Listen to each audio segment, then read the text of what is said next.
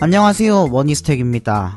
지난 1편을 통해 현재 인큐베이션 플랫폼들은 어떤 것들이 있는지 한번 살펴봤습니다.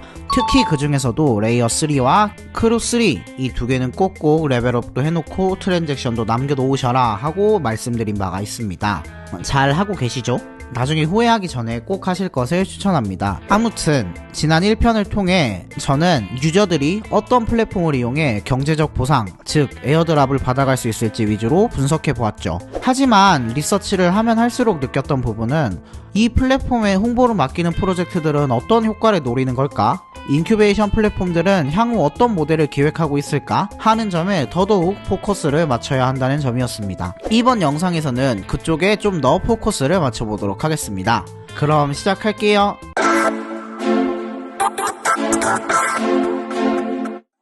먼저 외주를 주는 프로젝트 사이드를 한번 살펴보겠습니다. 아비트럼을 한번 예로 들어보죠. 프로젝트 측은 첫 번째로 실제 유저들이 일단 한번 우리 프로젝트를 사용해보는 것, 그리고 더 나아가서 두 번째로는 해당 프로젝트에 사람들이 익숙해지고 앞으로도 지속적으로 프로젝트를 사용하는 것을 바라고 있습니다. 하지만 유저들 입장에서 보면 유저들이 익숙한 플랫폼을 벗어난다는 것, 그리고 더 나아가서 사용하는 체인을 바꿔서 트랜잭션을 만들고 거기에 정착한다는 건 보통 쉬운 일이 아닙니다. 사람이란 원래 저쪽에서 더 좋은 게 나왔어도 어지간하지 않으면 익숙함을 선호하니까요. 그렇기에 기존 신규 프로젝트들은 에어드랍이라는 유인책을 통해 사람들이 이 문턱을 넘을 수 있게끔 유도해왔습니다. 그리고 효과도 매우 좋았어요. 실제로 에어드랍을 한다는 소문이 퍼지기 시작하면 첫 번째, 실제 유저들이 일단 한번 프로젝트를 사용해보는 것까지는 쉽게 달성할 수 있었습니다. 하지만 대부분의 에어드랍은 이번 문항, 해당 프로젝트에 사람들이 익숙해지고 앞으로도 지속적으로 프로젝트를 사용하는 것까지 달성했다고 보는 것은 무리가 있습니다. 보통 한번 에어드랍 받기 위해서 트랜잭션 남기고 잊어버리고 살죠. 그렇기에 지금까지의 에어드랍 메타는 단발성으로만 유효했다고 봐야 할 것입니다. 하지만 웹3 인큐베이팅 플랫폼의 등장은 이런 문제를 어느 정도 해소할 수 있습니다. 바로 가이드라인 제시를 통해서요. 인큐베이팅 플랫폼은 가이드라인을 제시할 수 있습니다. 예를 들어 수압을 최소 10번 이상 시행하세요. 하루에 2번씩 일주일 정도는 해주셔야 합니다. 금액은 $100 이상을 하셔야 할 거예요. 같이 말이죠. 이렇게 인큐베이션 플랫폼 위에 미션 제도를 활용하면 보다 구체적인 행위를 할 수도 있고 유저들도 즉각적인 피드백을 받아볼 수 있습니다. 이 과정에서 유저들은 지속적으로 프로젝트를 사용할 동인을 얻고 또 해당 프로토콜의 작동 원리를 파악하게 됩니다. 블록체인 대출 디파이 생각만으로도 너무 어려워 했던 사람들도 인큐베이팅 플랫폼을 통해 해당 프로토콜을 실제로 체험해보면 이렇게 디포짓으로 코인을 맡기고 대출을 하는 플랫폼이고 이 버튼을 누르면 이렇게 작동하는구나 하고 직관적으로 이해할 수 있게 하죠. 뿐만 아니라 인큐베이션 플랫폼은 가이드라인도 가독성 좋게 제시해줍니다. 보통 인큐베이션 플랫폼들은 가이드라인을 구체적으로 글로 적어주던가 영상을 통해 만들어 놔서 사람들이 쉽게 따라올 수 있도록 돕기 때문에 누구나 쉽게 해당 프로덕트를 지속적으로 체험해볼 수 있죠. 즉, 인큐베이션 플랫폼의 존재가 두 번째, 해당 프로젝트에 사람들이 익숙해지고 앞으로도 지속적으로 프로젝트를 사용하는 것, 항목 중 익숙함을 만들어낼 수 있는 거죠. 뿐만 아니라 일부 인큐베이션 플랫폼들은 디스코드, 트위터, 이메일과 지갑 간의 연동, 더 엄격한 곳에서는 KYC까지 맞춰야만 활동이 가능합니다. 이는 곧 스팸 유저 및 봇들을 걸러내고 실제 유저들만 남게 하는 결과를 낼 수 있게 합니다. 예를 들어서 내가 에어드랍을 주고 싶은 프로젝트인데 프로젝트가 각자 직접 나서서 봇들을 분류하는 작업을 한다면 매우 비효율적이지만 이렇게 인큐베이팅 플랫폼 위에서 작업을 개시하고 이 플랫폼에서 미리 실 유저들만 1차로 필터링 해준다면 프로젝트 측은 봇 필터링 스트레스에서 벗어날 수 있겠죠. 더 나아가 이는 곧 더 정확한 데이터 확보 및 실 유저들에 대한 보상으로 이뤄질 것입니다. 이 인큐베이팅 플랫폼을 이용하면 정확한 데이터를 받아볼 수 있으니까요. 뿐만 아니라 프로젝트들은 보다 명확하고 더 유저들에게 많은 보상이 가는 마케팅 예산을 책정할 수도 있을 것입니다. 예를 들어 선착순 1000명에게만 보상을 지급한다던가 이벤트가 끝나고 데이터를 분석해서 총 2,500명 정도가 참석했으니까 우리 토큰 5,000개 정도는 뿌려야겠군 하고 정확한 마케팅 버짓 책정이 가능하다는 거죠. 이렇게 인큐베이팅 플랫폼을 경유해서 이벤트를 진행하면 그간 웹3의 오랜 고질적 문제였던 데이터와 수치화가 가능해지는 거죠. 웹3 마케팅은 그간 비용을 태워도 얼마의 성과가 있었는지 측정하기가 힘들었습니다. 하지만 인큐베이팅 플랫폼이 있다면 이보세요 아비트럼씨, 우리 크루3가 만든 툴을 한번 활용해보시죠. 총 2,000명이 당신의 프로젝트에 참여했고 지갑 주소들은 CSV 파일로 받아보실 수 있게 조치해놨습니다. 특히 당신이 진행한 이벤트 중에 트위터 아이디 뒤에 하트를 붙이게 하는 이벤트가 호응이 좋더군요. 아무래도 해당 미션에 포인트를 높게 걸었기 때문인 것 같습니다. 하는 식으로 말이죠. 당연히 프로젝트 측에서는 막연한 마케팅이 아니라 이렇게 데이터로 보이는 마케팅이 가능해지니까 굉장히 호응이 좋겠죠. 기존에도 글림과 같은 서베이 툴이 있긴 했지만 글림 같은 경우는 참여자 효용성이 너무 떨어지고 보상도 불투명한 문제점이 있었습니다. 피상적으로 트위터 팔로우를 늘리거나 조회수를 늘리거나 하는 정도는 가능했지만 웹3 인큐베이팅 플랫폼들은 실제 트랜잭션을 실행한 사람들의 결과값을 바로바로 받아올 수 있기에 웹3 호환성도 매우 우수하죠. 그리고 프로젝트 측도 이렇게 투자 라운드나 펀딩을 받기 전에 미리 인큐베이팅 플랫폼을 이용해서 지표를 뻥튀기 해놓으면 VC 펀딩 돌 때 훨씬 더 데이터로 증명할 수 있겠죠. 이 웹3에서의 활동은 아직도 대중들에게 어렵고 낯선 행동입니다. 반면 그렇기에 오히려 인큐베이팅 섹터는 니즈가 확실한 분야이기도 합니다. 소비자 측, 프로젝트 측, 인큐베이팅 플랫폼 측 3박자가 모두 맞아떨어진다는 건데요. 혼자 하기는 너무나 어렵기에 디테일한 가이드와 에어드랍을 원하는 소비자 측, 더 많은 트랜잭션을 일으키고 실유저들을 확보 싶어하는 프로젝트 측, 그리고 이 둘을 이어주고 그 사이에서 알파를 만들어내고자 하는 인큐베이팅 플랫폼 측, 이 세 주체 모두의 이해관계가 맞아떨어지는 분야이기도 하고, 그런데 심지어는 시장의 잠재 포텐셜까지 매우 큰 시장 사이즈 자체도 성장하고 있는 분야가 이 웹3다 라고 생각하시면 좋을 것 같습니다. 그렇기에 이렇게 짧은 기간 여러 유사한 플랫폼들이 등장해 각자의 장점을 내세우며 이 시장을 선점하기 위해 노력하고 있는 거겠죠. 그렇다면 저는 이 시점에서 향후 웹3 인큐베이팅 플랫폼 사업이 어떻게 전개될지 방향을 예측해보는 시간을 갖도록 하겠습니다.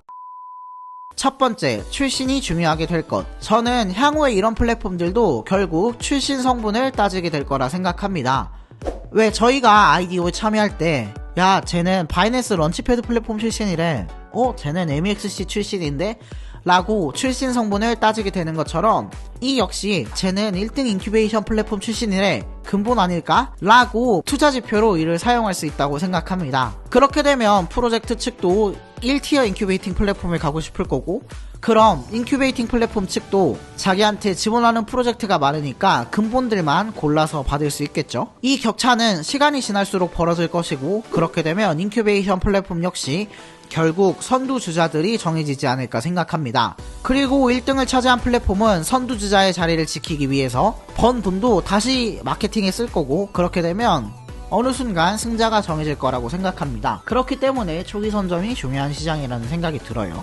두 번째, 소문난 잔치가 되면 먹을 게 없어질까? 사람들은 에어드랍을 좋아합니다. 하지만 더 정확히는 에어드랍을 좋아하는 게 아니라 보상이 큰 에어드랍을 좋아하는 거죠. 지금 에어드랍 되는 토큰들은 대체로 기대값이 높습니다. 대표적으로 앱토스가 그랬죠. 150만원, 300만원을 챙겨주기도 했었으니까요. 하지만 미래에 정말 대다수의 사람들이 웹3를 사용하는 웹3 매스 어댑션이 이루어지고 수천, 수백만의 사람들이 에어드랍을 노린다면 지금처럼 큰 규모의 해저 보상을 노릴 수 있을까요? 프로젝트 측도 사람이 많다고 해서 너무나 과도한 마케팅 물량을 배정할 수는 없습니다. 보상으로 쓸 파일은 정해져 있는데 사람들이 몰린다면 점점 기대값은 떨어질 것이고, 그렇게 되면 생각보다 빠르게 사람들의 열정이 식을지도 모르겠습니다. 그렇다면 인큐베이팅 플랫폼은 이런 문제점을 벗어나기 위해 어떤 방식으로 운영해야 할까요? 몇 가지 생각해봤습니다. 첫 번째, 차별화되거나 명확한 마켓을 설정한다. 예를 들면 프리미엄이나 로컬을 공략하는 거죠. 모두를 챙겨서 참여자들에게 만족할 만한 보상을 줄 수 없다면 일부분만을 확실히 챙기는 것도 하나의 전략이 될 수 있습니다. 예를 들면 디젠스코어닷컴처럼 디파이 최고 숙련자들만 수행할 수 있는 인큐베이팅 미션을 발행한다면 어떨까요? 그 미션을 수행하고 NFT를 받게 된다는 것만으로도 웹3 내 지위를 높일 수 있게 하거나 성취감을 부여하고 그들에게만 특정 토큰을 보상해 야, 이 토큰은 디파이 고수들이 다 갖고 있는 토큰이래 라는 프리미엄 이미지를 얻어 이를 사업 확정에 이용해보는 거죠. 그게 아니라면 확실한 지역 기반의 플랫폼을 만드는 건 역시 좋은 방안일 수 있습니다. 특히나 우리나라처럼 암호화폐에 대한 열기가 뜨겁고 사용하는 매체와 언어가 동떨어져 있는 경우에는 그 필요성이 더욱 증가합니다. 실제로 제가 마케팅 실무를 진행하다 보면 한국 마케팅에 대한 코인 프로젝트들의 니즈가 크다는 걸 느끼기도 합니다. 그렇기에 확실한 지역 기반의 모델을 잡고 있는 것도 매우 좋은 포인트가 될 수 있다는 생각이 들어요. 더군다나 이렇게 지역 기반으로 비즈니스를 진행하면 OX32SF 이 지갑은 한국인이 사용하는 지갑이구나 하고 확실한 라벨링이 가능해집니다. 이 데이터의 가치는 정말 어마어마할 거예요. 가령 한국에 특화된 자국 내 독점적인 지위를 확보하고 있는 웹3 인큐베이팅 플랫폼 모다피가 있다고 해봅시다. 이 모다피가 만약 한국의 대표 웹3 인큐베이팅 플랫폼이 된다면 이 모다피는 한국 온체인 실제 유저들의 지갑 주소를 모두 보유하고 있는 플랫폼이 될 겁니다. 이런 지갑 주소들을 모아 빅데이터로 분석해본다면 한국인들의 개인 지갑에는 평균 $200 정도가 있고 땡땡 코인 홀더가 유독 많구나. 특히 최근에 이 코인을 엄청 한국인들이 매도했는데 어떤 일이 있었던 거지? 요새 이게 유행하는 코인이구나. 얘네는 어떤 마케팅 전략을 썼기에 사람들이 많이 갖고 있지? 등등 이 데이터를 정말 무궁무진하게 활용할 수 있을 겁니다. 그리고 이 데이터는 분명 값을 매길 수 없는 진귀한 데이터가 될 거라고 생각합니다. 한국에 홍보를 진행하고 싶은 프로젝트가 있다면 이 플랫폼을 안 이용하고 배길 수가 있을까요? 국적이 어딘지도 확실히 알고 실질적인 마케팅 효과가 어땠는지도 바로바로 확인 가능한 이 플랫폼을 말이죠. 이처럼 특정 타겟을 명확히 구축해 놓으면 소문난 잔치상 먹을 게 없는 것처럼 진행되는 현상도 어느 정도 방지할 수 있을 것입니다. 유저 수가 아무래도 어느 정도 한정되어 있다 보니 모두가 어느 정도 만족할 만한 보상을 제공할 수도 있죠. 두 번째, 에어드랍을 배제한 순수 교육 목적의 인큐베이팅. 모든 유저들이 에어드랍만을 노리진 않습니다. 진실로 배움을 추구하는 웹3 입문자 수요도 분명히 존재할 수 있겠죠. 프로젝트 측 역시 에어드랍에만 치중한 가이드라인보다 정말 포멀하고 깔끔한 형식의 가이드를 원하는 프로젝트 측도 있을 겁니다. 특히나 웹3 시장이 성장하고 기성 기업들의 진입이 가속화될수록 레짓한 인큐베이팅 수요 역시 성장할 수 있을 것으로 생각합니다. 그래서 프로젝트 측으로 얼마간의 컨텐츠 제작비를 받고 양질의 인큐베이팅 가이드를 제공하는 모델도 생각해봄직합니다. 세 번째, P2E 쪽으로 특화한다면 현재 초기 버전의 인큐베이팅 플랫폼은 크게 레이어2, 디파이, NFT 사용 정도의 미션으로 이루어져 있으나 사실 이 미션 클리어와 보상 시스템은 게임과 가장 궁합이 잘 맞는 구조이기도 합니다. 만약 P2E 인큐베이팅 특화 프로젝트가 나온다면 어떨까요? 엑시 백승하기, NFT 30장 수집하기 등의 미션을 클리어하고 보상을 주는 모델을 도입한다면 P2E는 해당 게임을 지속적으로 플레이해주는 유저들을 확보할 수 있습니다. 물론 이런 보상은 대부분의 게임에서 적용하고 있는 제도입니다만 아무래도 게임 내 자본이 신규 유입자들에게 간다기보다 기존에 돌던 사람들끼리만 돈다는 단점이 있었죠. 그 사람들은 이미 자본을 충분히 쌓아놔서 매도 압력으로 작용하기도 하고요. 하지만 게임 자체적으로 미션을 제공하는 것보다 게임 플랫폼을 이용해서 미션을 진행하게 된다면 훨씬 더 쉽게 유저들을 확보할 수 있겠죠. 뿐만 아니라 게임 인큐베이팅 플랫폼 내에서 길드를 조직하는 등의 부가적인 활동도 일어날 수 있습니다. 또한 타 게임 랭커 출신 후대 등의 특전을 부여할 수도 있을 것입니다. 이 경우에는 유저들이 체리피커화 되지 않도록 각별히 주의해야 하겠죠. 현재 P2E 길드단에서 이런 활동들이 기초적으로 일어나고 있긴 하지만 아무래도 보다 더 큰 규모의 경제를 발현하기 위해서는 P2E 위주의 인큐베이팅 역시 고려해볼 수 있는 선택지입니다. 인큐베이팅 시장은 이제 막 피어났습니다. 향후 어떤 방향으로 성장할지는 잘 모르겠지만 그래도 지금보다는 훨씬 커질 것임을 추측해볼 수 있습니다. 인큐베이터들이 선의의 경쟁을 통해 더 좋고 더 양질의 가이드라인을 제시해주고 프로젝트 측 역시 이 수혜를 받고 이를 통해 수많은 유저들도 쉽게 웹3에 입문할 수 있다면 정말 좋은 유즈 케이스가 되겠죠. 반면 고민할 건 역시 산더미입니다. 지금은 초기이니 사람들이 흥미를 갖고 이런저런 플랫폼을 사용해보지만 이 역시도 결국 언젠가 지겹게 느껴질 수 있습니다. 신규 유저가 이를 통해 인큐베이팅 되는 게 아니라 기존 고인물들이 오히려 더 공격적으로 사용하는 인큐베이팅 플랫폼이 될 수도 있겠죠. 인큐베이팅 플랫폼이 분명 기존보다는 일정 이상의 트랜잭션도 만들어주고 여러 번의 사용도 유도하긴 할 텐데 인큐베이팅 기간, 즉 오픈빨이 끝나고도 프로젝트가 잘 유지될지도 고민해봐야 하고 1, 2등의 성규권 인큐베이팅 플랫폼이 되지 못한 친구들은 어떻게 퀄리티를 유지할지도 생각해봐야 할 것입니다. 프로젝트의 퀄리티나 보상에 대해 조금씩 타협하다 보면 어느 순간 사람들이 이 플랫폼에서 미션 해봤자 보상 별거 없네 라고 생각하면서 발길을 뚝 끊을지도 모릅니다. 또 지금에야 다양한 레이어2 프로젝트들, 다양한 뎁들이 너도 나도 에어드랍을 주겠다며 손을 흔들고 있지만 저는 분명히 이것도 시즌을 탄다고 생각합니다. 하락장 때는 아무래도 프로젝트들이 덜 나오니까요. 프로젝트들도 시즌에 구애받지 않고 프로젝트 영속이 가능할지 고민해보고 이런 하락장도 꾸준히 견딜 수 있는 플랫폼이 되어야 하겠죠. 이렇게 앞으로도 고민도 해야 되고 발전 방향도 고민해 봐야 하겠지만 결국 이 시장의 성장은 언젠가 일어날 일이라고 생각합니다. 그러니까 앞으로도 꾸준히 관심을 놓지 않고 살펴보자 라는 말을 끝으로 오늘의 영상을 마무리하도록 하겠습니다. 네, 어떠셨나요? 이번 영상도 도움이 되셨다면 구독과 좋아요 눌러주시고 다음에도 더 좋은 영상으로 찾아뵙도록 하겠습니다. 그럼 다음에 또 봐요. 빠이.